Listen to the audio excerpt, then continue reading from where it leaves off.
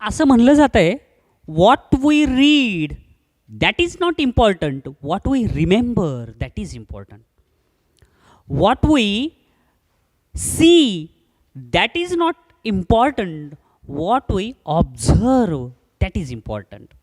हेच आपल्याला करायचं आहे. ऑब्झर्वेशन आपलं पक्कं करायचं आहे मुलांना. समजलं?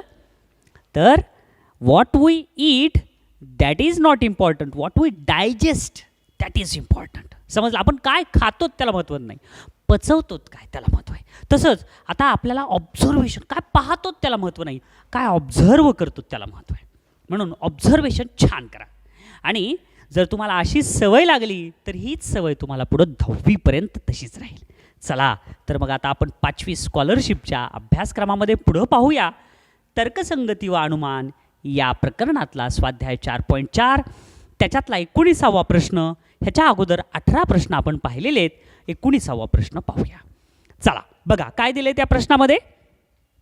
सोबतच्या आकृतीत एकूण किती घन ठोकळे आहेत असं विचारले. आणि पर्याय दिलेले आहेत 18, 24, 27, 30. आता बघा किती घन ठोकळे आहेत हे बघा 1, 2, 3, 4, 5, 6, 7, 8, 9. तुम्ही पुस्तकातल्या आकृतीत पाहिलात तर या घन ठोकळ्याच्या पाठीमागं अजून एक लाईन आहे. 9च्या पाठीमागं 9 म्हणजे 9 1 9 9 2 18. आणि त्याच्या पाठीमागं अजून एक तिसरी लाईन आहे म्हणजे 9 1 9 9 2 18 9 त्रिक 27 घन ठोकळे आहेत. म्हणून याचं उत्तर किती? पर्याय नंबर 3. अगदी सोप्या पद्धतीनं तुम्हाला काढायचं असेल तर तुम्ही 3चा घन असंही काढू शकतात. किती येथे 1 2 3 आहे म्हणून 3 जर असतील असेही 3 आहे ना असेही 3 आहेत म्हणून 3चा घन जो येतो तेवढंच त्याचं उत्तर आहे. समजलं? पाहूया पुढचा प्रश्न.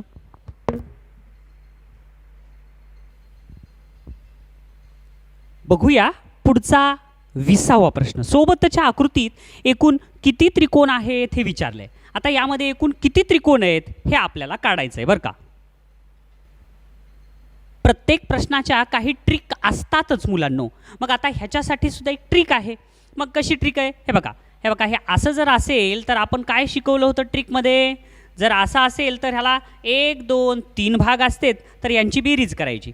3 आणि 2 5 आणि 1 6 म्हणजे यामध्ये किती त्रिकोण तयार झाले? 6. तसंच ह्याची ट्रिक वापरा. मग आता काय आहे त्रिकोण नीट पहा तुम्ही. हे बघा इथं शिरोबिंदू, या शिरोबिंदूतून भाग पडलेत मग हे भाग पडा 1 2 3 बरोबर आहे. आकृती हीच आहे. तसंच मग आता याची किती होईल? ह्या त्रिकोणामध्ये एकूण किती त्रिकोणात दडलेले आहेत तर यांची बेरीज करायचं. 3 आणि 2 5 आणि 1 6 म्हणजे ह्याच्यात 6 त्रिकोण दडलेले आहेत. तसंच आता इथं एक त्रिकोण आहे. या शिरोबिंदूतून इकडं रेषाखंड गेलेले आहेत म्हणजे इथं 1 2 3 झाले भाग म्हणजे ह्याच्यामध्ये सुद्धा किती आहेत? 3 आणि 2 5 आणि 1 6. आणि आता ह्या त्रिकोणाच्या इथं शिरोबिंदूतून तिकडे रेषाखंड गेलाय. इथं 1 आणि 2 भाग झाले म्हणजे 2 आणि 1 किती झाले? 3. मग आपण बेरीज जशी केली तशी ह्या सगळ्यांची बेरीज करा. 6 1 6 6 2 12 12 आणि 3 किती? 15. म्हणून आपलं 15 उत्तर असं लिहिला तर चुकलं. हे उत्तर चुकतंय. कसं चुकलं? तर सर तुम्हीच सांगितला होता तिथं ट्रिक. मग अरे त्या ट्रिकप्रमाणे वापरलं पण काहीतरी स्कॉलरशिपमध्ये काहीतरी वेगळा प्रश्न विचारला जातो. एका प्रश्नात 2-3 प्रश्न दडलेले असतात मुलांनो. म्हणून 15 उत्तर चुकलं. मग कोणता त्रिकोण राहिला गडे? हे बघा हा त्रिकोण आणि हा त्रिकोण जोडणारा जे एक मोठा त्रिकोण आहे ते राहिला आहे बघा. हे असा आणि असा. हे तर त्रिकोण ट्रिकमध्ये नव्हता म्हणून 15 अधिक 1 16 झाले. आणि आणखीन एक यामधला हा मोठा त्रिकोण एक आपला घ्यायचा राहिला. हे पण आपण ट्रिकमध्ये धरलेला नव्हता म्हणून अधिक 1 किती झाले? 17. म्हणून आपलं उत्तर पर्याय नंबर किती आहे? 3 17. कळालं बेटा? पहा पुढचा प्रश्न.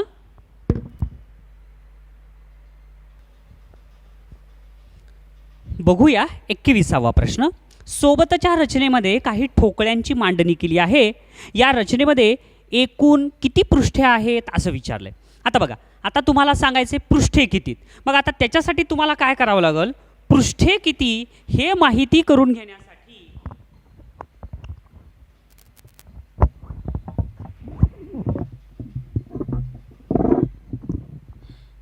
हे बघा, आता हा एक समजा घन आहे असं समजा, किंवा मी तुम्हाला सांगतो हा सांगतो. हे बघा, आता प्रत्येक घनाला ही इष्टिक चिती आहे पण पृष्ठे सारखेच असतात. प्रत्येक घनाला 6 पृष्ठे असतात. हे वरचा एक पृष्ठभाग, खालचा एक पृष्ठभाग, किती झाले? 1 आणि 1 2. इकडला एक पृष्ठभाग, इकडला एक पृष्ठभाग, किती झाले? हे वरचे 2 आणि इकडले 2, 4 झाले. इकडला एक पृष्ठभाग आणि इकडला एक पृष्ठभाग, म्हणजे टोटल पृष्ठ किती झाले? 6. म्हणजे कसलाही घन जर असेल तर त्याला किती पृष्ठे असतात? 6 पृष्ठे असतात, म्हणजे असतात. तर आता आपल्याला इथं काय विचारलंय की याचे पृष्ठ किती आहेत हे सांगायचं आहे. मग आता ह्याचे 6 कुठे आहेत सांगतो. हे बघा, हे जे समोरचं दिसायला ना, हे बघा, हा सगळा भाग, हे सगळा भाग म्हणजे एक पृष्ठ बरं का दिसायला येते. लक्षात आलं का? म्हणजे हा सगळा भाग हा 1 नंबर, ह्याच्या पाठीमागचा भाग 2 नंबर, ह्याच्या इकडला भाग हा 3 नंबर. आता ह्याच्या इकडं पृष्ठ कोणतं आहे तर हे 1 धरायचं, हे 4 नंबर. समजलं? हे 1, त्याच्या पाठीमागं 2, इकडं 3 आणि इकडं 4, आणि खालचा पृष्ठ म्हणजे 5, आणि एकदम वरचा हा धरावा लागेल 6. 6 पृष्ठ समजले तुम्हाला? त्याच्यानंतर पुढं हे 7वा पृष्ठ, हे 8वा पृष्ठ, हे 9वा पृष्ठ, हे 10वा पृष्ठ, हे 11वा आणि हे 12वा पृष्ठभाग. समजलं का मुलांनो? तर हे पृष्ठ आपण वेगळे का धरले? कारण स्वतंत्र आहेत म्हणून. समजलं? हे तिकडं जे 3 आहे ते एकच अखंड आहे, हे जे 1 आहे हे एवढंच पूर्ण भाग आहे, खालचं 5 आहे ते एवढं पूर्ण आहे. पण हा स्वतंत्र पृष्ठभाग आहे, हा स्वतंत्र पृष्ठभाग आहे म्हणून त्याला वेगळं मोजलं आहे. म्हणून टोटल पृष्ठ किती झाले? मग टोटल या आकृतीला पृष्ठ झाले 12. पर्याय नंबर किती आहे त्याचं? 1. कळालं? छान. पाहूया पुढचा प्रश्न.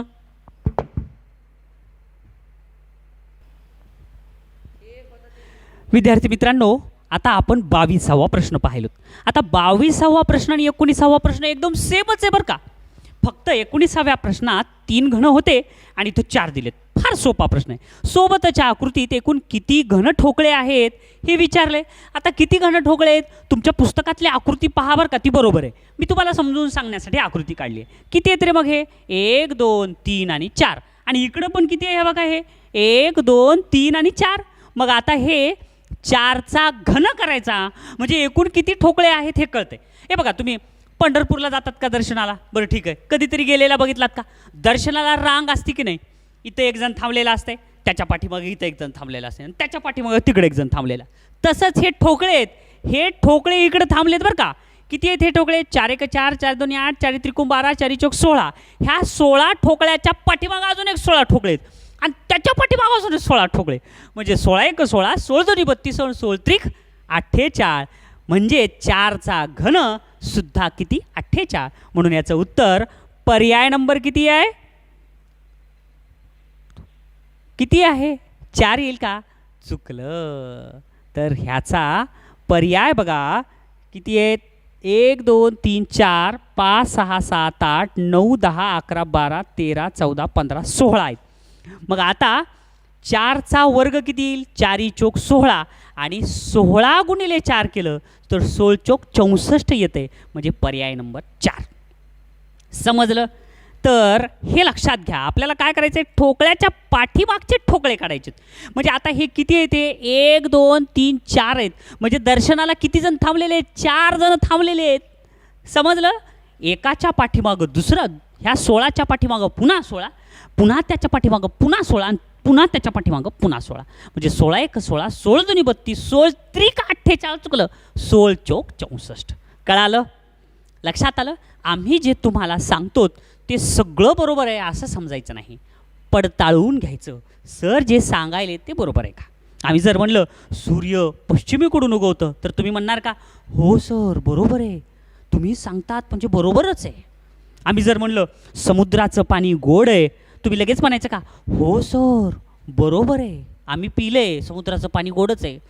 तसं नसतंय, पारखून बघायचं. आम्ही जे सांगतो ते पडताळायचं.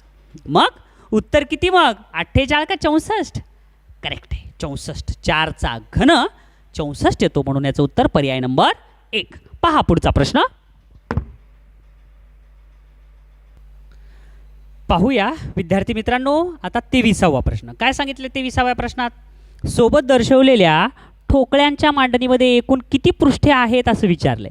तर बघा आता मुलांनो, मी तुम्हाला सांगितलं होतं प्रत्येक ठोकळ्याला 6 पृष्ठे असतात, बरोबर आहे. मग आता 6च्या व्यतिरिक्त किती आहेत हे शोधायचं.